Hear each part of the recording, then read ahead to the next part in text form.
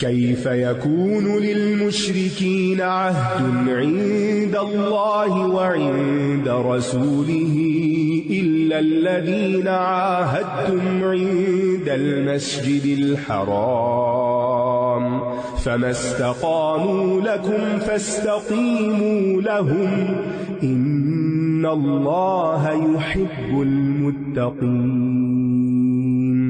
كيف وإن يظهروا عليكم لا يرقبوا فيكم إلا ولا ذمة يرضونكم بأفواههم وتأبى قلوبهم وأكثرهم فاسقون. اشتروا بآيات الله ثمنا قليلا فصدوا عن سبيله إنهم ساء ما كانوا يعملون. لا يرقبون في مؤمن إلا ولا ذمة وأولئك هم المعتدون. فإن تابوا وأقاموا الصلاة وآتوا الزكاة فإخوانكم في الدين ونفصل الآيات لقوم يعلمون. وإن نكثوا أيمانهم من بعد عهدهم وطعنوا في دينكم فقاتلوا أئمة الكفر إنهم لا أيمان لهم لعلهم ينتهون. ألا تقاتلون قوما نكثوا أيمانهم وهموا بإخراج الرسول وهم بدؤوكم أول مرة أتخشونهم فالله أحق أن تخشوه إن كنتم مؤمنين. قاتلوهم يعذبهم الله بأيديكم ويخزهم وينصركم عليهم ويشف صدور قوم مؤمنين ويذهب غيظ قلوبهم ويتوب الله على من يشاء والله عليم حكيم. أم حسبتم أن تتركوا ولما يعلم الله الذين جاهدوا منكم ولم يتخذوا من دون الله ولا رسوله ولا المؤمنين وليجة والله خبير بما تعملون. ان مشرکوں کے لیے اللہ اور اس کے رسول کے نزدیک کوئی عہد کس طرح ہو سکتا ہے سوائے ان لوگوں کے جن سے تم نے مسجد حرام کے پاس معاہدہ کیا تھا. تو جب تک وہ تمہارے ساتھ سیدھے رہیں تم بھی ان کے ساتھ سیدھے رہو. بے شک اللہ متقی لوگوں سے محبت کرتا ہے. دوسری دفعہ آ رہی ہے بات. اس آیت میں صلح حدیبیہ کا ذکر ہے. صلح حدیبیہ کی ایک شرط یہ تھی کہ ایک دوسرے پر حملہ آور نہیں ہوں گے اور نہ دوسرے کے خلاف کسی کی مدد کریں گے. لیکن پھر کیا ہوا کہ انہوں نے معاہدے کی خلاف ورزی کی. لیکن مومنوں کو کیا کہا گیا کہ وہ عہد نہیں توڑیں گے. ان سے عہد باقی رکھنا کیسے ممکن ہے جبکہ اگر یہ تم پر غلبہ پا جائیں تو یہ تمہارے معاملے میں کسی قرابت داری اور معاہدے کا لحاظ نہ کریں گے. یہ اپنے منہ کی باتوں سے تمہیں راضی کرتے ہیں حالانکہ ان کے دل انکار کرتے ہیں. اللہ نے ان کے دلوں کا حال بھی مسلمانوں کو بتا دیا. اور ان کی اکثریت نافرمان ہے، یعنی جنہیں کسی اخلاقی پابندیوں کا لحاظ نہیں، ان سے اب معاہدہ کس طرح قائم رکھا جا سکتا ہے؟ انہوں نے اللہ کی آیات کو بہت کم قیمت میں بیچ ڈالا، پھر اس کے راستے سے روکا. یقیناً بہت برا ہے جو کچھ یہ کر رہے ہیں. کسی مومن کے بارے میں یہ کسی قرابت داری اور معاہدے کا لحاظ نہیں رکھتے اور یہ ہیں ہی حد سے بڑھ جانے والے. پھر اگر یہ توبہ کر لیں اور نماز قائم کریں اور زکوٰۃ ادا کریں، پھر نماز کے ساتھ زکوٰۃ کا حکم ہے. اتنی امپورٹنس ہے اس کی. تو یہ دین میں تمہارے بھائی ہیں. یعنی دینی سسٹرہڈ یا بردرہڈ کب ہوتی ہے، یہ کن لوگوں کے ساتھ ہو سکتی ہے؟ جو یہ دو ریکوائرمنٹس پوری کریں. اور ہم آیات کو ان لوگوں کے لیے کھول کھول کر بیان کرتے ہیں جو علم رکھتے ہیں. اور اگر یہ اپنے عہد و پیمان کے بعد اپنی قسمیں توڑ دیں اور تمہارے دین میں طعنہ زنی کریں تو تم بھی کفر کے ان علمبرداروں سے جنگ کرو، شاید کہ یہ باز آ جائیں، کیونکہ ان کی قسموں کا کوئی اعتبار نہیں. کیا تم ایسے لوگوں سے جنگ نہیں کرو گے جنہوں نے اپنی قسمیں توڑ دی اور رسول کو مکہ سے نکالنے کا ارادہ کیا، اور انہوں نے ہی پہلی مرتبہ تم سے جنگ چھیڑنے کی ابتدا کی تھی؟ کیا تم ان سے ڈرتے ہو؟ تو اللہ زیادہ حقدار ہے کہ تم اس سے ڈرو اگر تم واقعی مومن ہو. اس میں آپ دیکھیے کہ اللہ کی مرضی کو پورا کرنے کے لیے پھر انسان کو کسی سے ڈرنا نہیں چاہیے، اور اللہ سے کلمہ حق کہنے کی توفیق بھی مانگنی چاہیے. وہ دعا بھی آتی ہے نا، اللہم انی اسألک خشیتک فی الغیب والشہادہ وکلمۃ الحق فی الرضا والغضب. کہ اللہ میں تجھ سے تیری خشیت مانگتا ہوں، چاہے میں تنہا ہوں یا لوگوں کے سامنے تجھ سے ہی ڈروں، اور میں تجھ سے حق بات کہنے کی توفیق مانگتا ہوں، چاہے میں راضی ہوں یا غضب کی حالت میں، کیونکہ صحیح بات کرنے میں ہی خیر ہوتی ہے. اور یہ دعا جو ہے نا، دل کی پاکیزگی، تقویٰ اور ہر حال میں حق پر قائم رہنے کی ایک بہترین التجا ہے جو ہر مسلمان کو اپنی زندگی میں اپنانی چاہیے.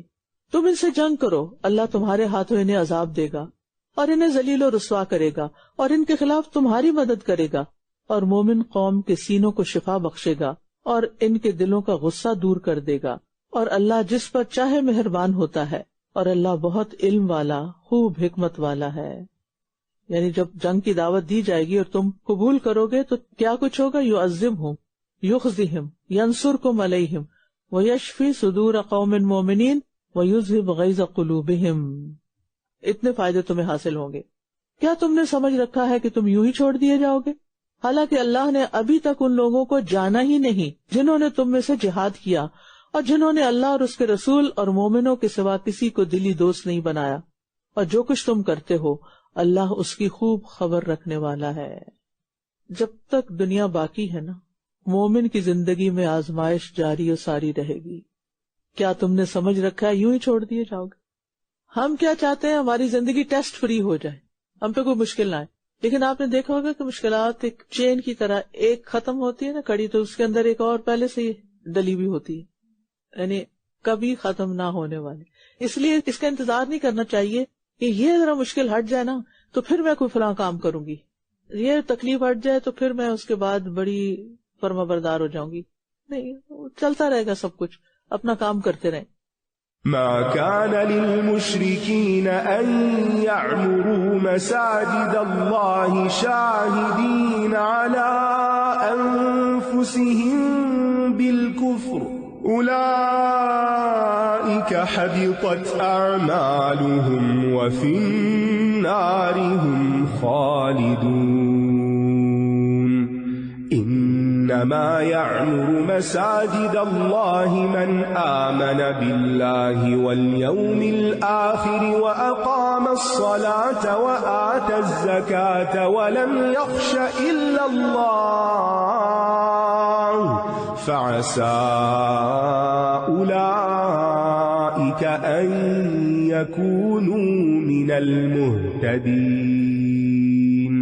أجعلتم سقاية الحاج وعمارة المسجد الحرام كمن آمن بالله واليوم الآخر وجاهد في سبيل الله لا يستوون عند الله والله لا يهدي القوم الظالمين. الذين آمنوا وهاجروا وجاهدوا في سبيل الله بأموالهم وأنفسهم أعظم درجة عند الله وأولئك هم الفائزون. يبشرهم ربهم برحمة منه ورضوان وجنات لهم فيها نعيم مقيم خالدين فيها أبدا إن الله عنده أجر عظيم.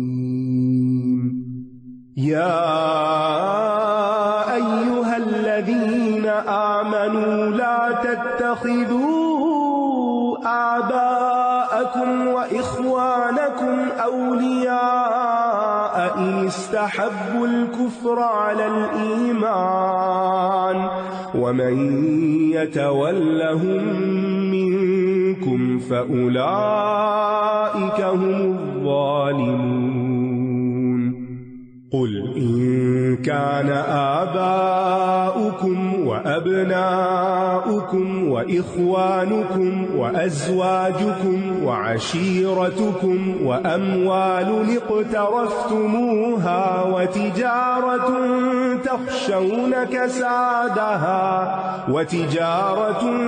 تخشون كسادها ومساكن ترضونها أحب إليكم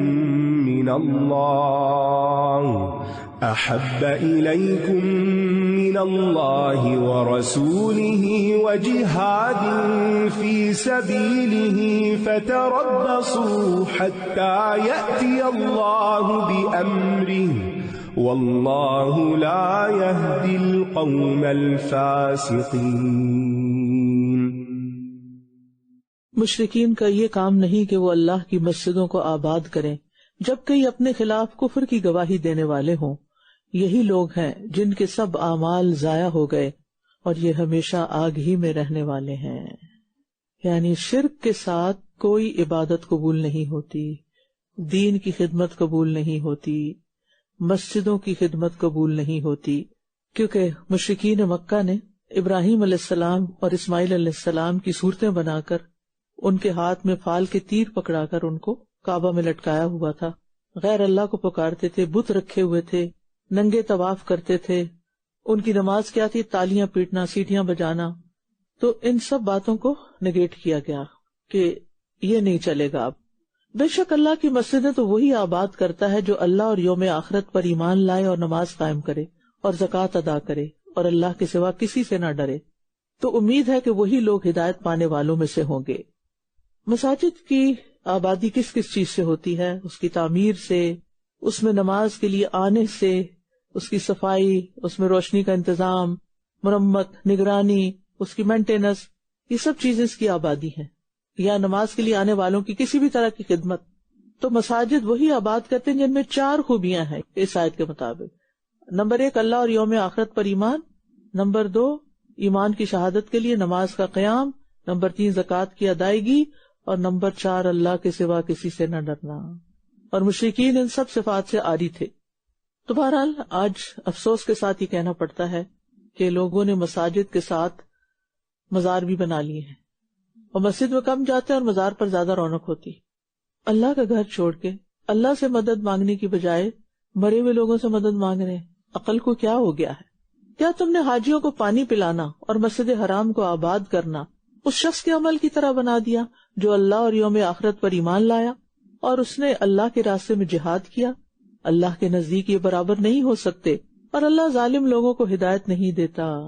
اگرچہ پانی پلانا بڑا افضل صدقہ ہے، اور خانہ کعبہ اور مسجد حرام کی خدمت اور صفائی وہ بھی بڑا نیکی کا کام ہے، لیکن اس سے بھی زیادہ نیکی کا کچھ اور کام ہے. اور وہ کیا ہے؟ ایمان لا کر اللہ کے راستے میں نکلنا، اللہ کے دین کی خدمت کرنا، اللہ کے دین کے لیے ہر طرح کی مشقتیں برداشت کرنا. یعنی نیکی کا کوئی کام حقیر نہیں، لیکن ان میں تفاضل ہے، یعنی درجہ بندی ہے، ایک دوسرے سے افضل ہے. جو لوگ ایمان لائے اور انہوں نے ہجرت کی اور اللہ کے راستے میں اپنے مالوں اور اپنی جانوں سے جہاد کیا، وہ اللہ کے نزدیک درجے میں زیادہ بڑے ہیں، اور یہی وہ لوگ ہیں جو کامیاب ہونے والے ہیں. یعنی یہاں پر مساجد کی خدمت سے بڑھ کر ایک نیکی بتائی جا رہی ہے، اور وہ کیا ہے؟ اللہ کے راستے میں ہجرت اور جان مال سے جہاد. اور صحابہ نے یہ کام کیے، لہذا یاد رکھیے صحابہ کا مقام ہمارے دلوں میں بہت بڑا ہونا چاہیے. جو ان کو برا کہے گا نا، پھر اس کے اپنے برا ہونے میں کوئی شک نہیں. ان کا رب انہیں اپنی طرف سے رحمت اور رضامندی کی اور ایسے باغات کی بشارت دیتا ہے جس میں دائمی آسائشیں ہیں.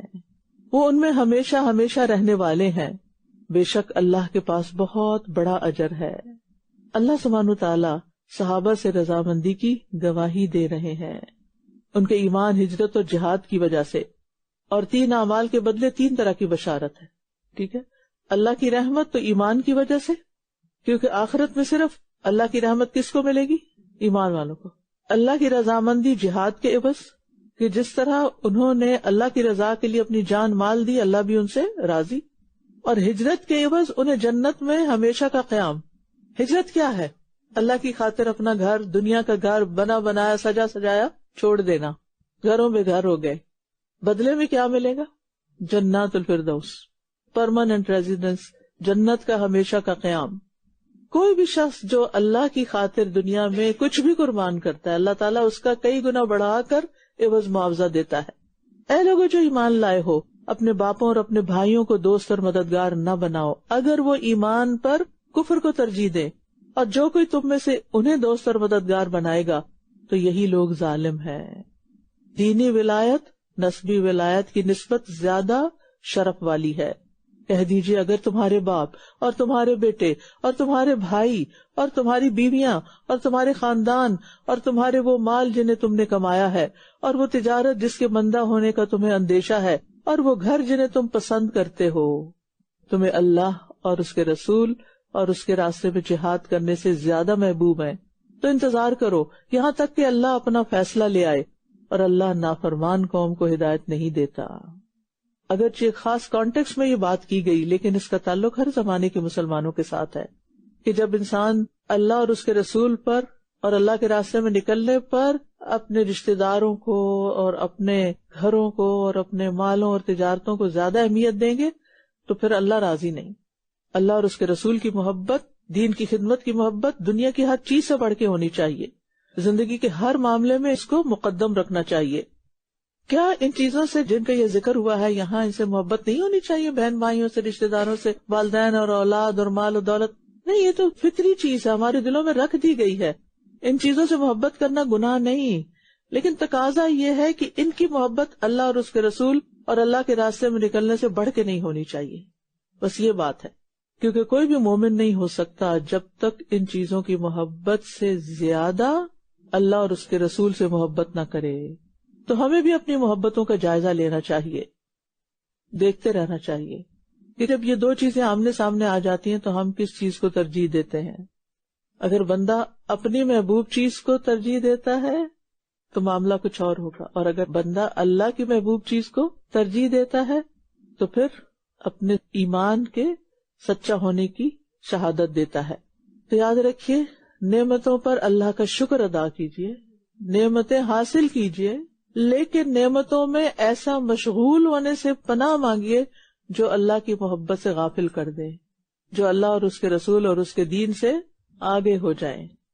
لقد نصركم الله في مواطن كثيرة ويوم حنين إذ أعجبتكم كثرتكم فلم تغن عنكم شيئا وضاقت عليكم الأرض بما رحبت ثم وليتم مدبرين ثم أنزل الله سكينته على رسوله وعلى المؤمنين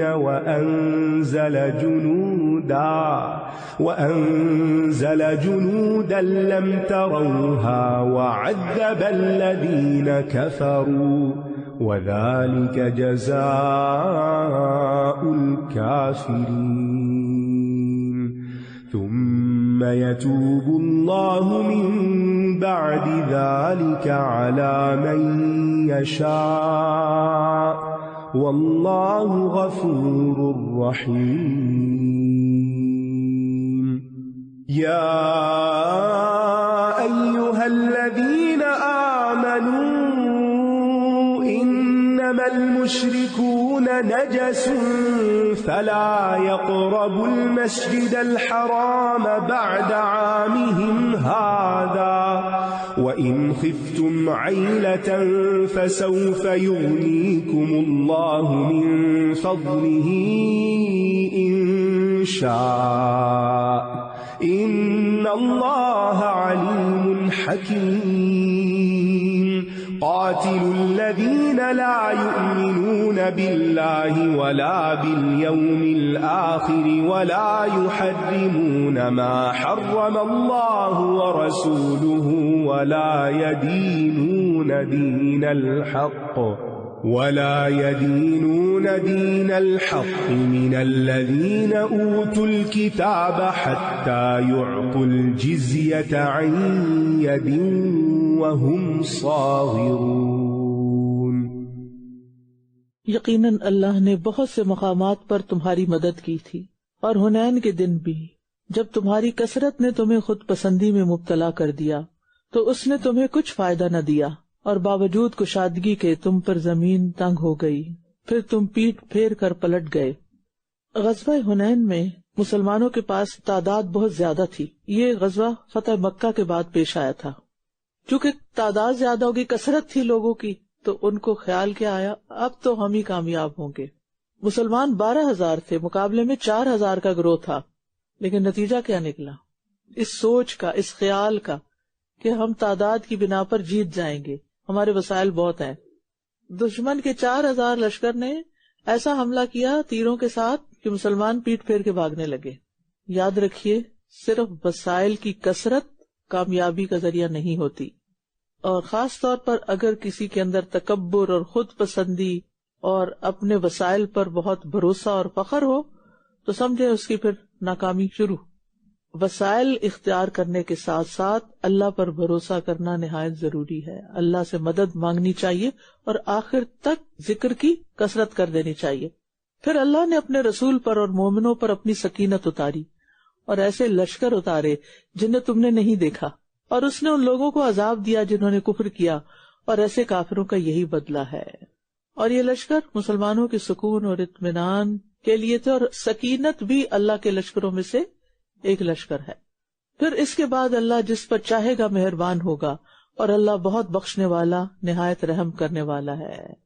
یہ بڑی خوبصورت آیت ہے. پھر اس کے بعد اللہ جس پہ چاہے گا مہربان ہوگا. آئندہ ہوا کیا؟ غزوہ حنین کے بعد حوازن قبیلہ مسلمان ہو گیا، اور رسول اللہ صلی اللہ علیہ وسلم کا ان سے رضائی رشتہ بھی تھا. آپ کی رضائی والدہ حلیمہ جو تھی وہ اسی قبیلے سے تھیں، تو اللہ نے اس قبیلے پر اپنی مدد کی. ہوا یہ تھا کہ ان کے مال اور قیدی مسلمانوں کے ہاتھ آ گئے تو آپ نے تقسیم بھی کر دیے. لیکن پھر جب وہ لوگ آئے اور انہوں نے مطالبہ کیا کہ واپس کر دیا جائے، تو چونکہ آپ کا ایک رشتہ بھی تھا ان سے، تو پھر آپ نے مسلمانوں سے واپس کرنے کے لیے کہا، اور کہا کہ آئندہ اللہ تعالیٰ تمہیں اور بھی دے گا. غزوہ بدر کا ذکر ہوا پیچھے سورۃ الانفال میں، اور یہاں غزوہ حنین کا. غزوہ بدر میں مسلمانوں کی تعداد کتنی تھی؟ 300. تو بہت تھوڑی تھی. وہاں اللہ نے فتح مبین عطا کی اور یوم الفرقان کہا اس کو. شاندار کامیابی حاصل ہوئی. اور غزوہ حنین صرف 7 سال بعد ہوا اور 12,000 تعداد ہو چکی تھی. سوچیے کس تیزی سے مسلمان بڑے تھے، لیکن جو ہی خیال آیا کہ ہماری طاقت، وہاں نیچے آ گئے. تو اس جنگ میں بہت بڑا سبق تھا. اے لوگوں جو ایمان لائے ہو، بے شک مشرکین ناپاک ہیں، وہ اپنے اس سال کے بعد مسجد حرام کے قریب نہ آئے، داخلہ بند. اور اگر تمہیں کسی مفلسی کا ڈر ہے یا بزنس کیسے ہوگا اگر وہ نہیں آئے تو عنقریب اگر اللہ چاہے گا تو اپنے فضل سے تمہیں غنی کر دے گا. بے شک اللہ بہت علم والا، خوب حکمت والا ہے. یہاں نجس ہونے سے مراد مانوی نجاست ہے، بدن کا ناپاک ہونا مراد نہیں ہے. لیکن کئی مشرک تو جسمانی طور پر بھی ناپاک ہوتے ہیں، وہ نہ استنجا کرتے ہیں، نہ غسل جنابت کرتے ہیں، نہ بالوں کی صفائی کرتے ہیں، اور نہ کھانے میں ناپاک اور پاک کا خیال رکھتے ہیں. خنزیر کھانا، شراب پینا، اخلاقی برائیوں میں زنا عام. تو یہ چیزیں جو ہیں یہ انسان کے کردار کو اور جسم کو اور ان سب چیزوں کو ناپاک کر دیتی ہیں. اور پھر ایک بڑا اہم سبق ہے اس میں کہ رزق کی تقسیم مخلوق کے ہاتھ میں نہیں ہے، اللہ کے ہاتھ میں ہے. بعض اوقات انسان کو کوئی فیصلہ کرنے کے لیے خوف آتا ہے کہ اگر ہم نے یہ جاب چھوڑ دی جس میں کچھ حرام حلال مکس ہے تو پھر پتہ نہیں کیا ہوگا ہمارا، آئندہ ہم مفلس نہ ہو جائیں. لیکن یہ ہے کہ رازق تو اللہ ہے، اس میں بڑا توکل کرنا پڑتا ہے۔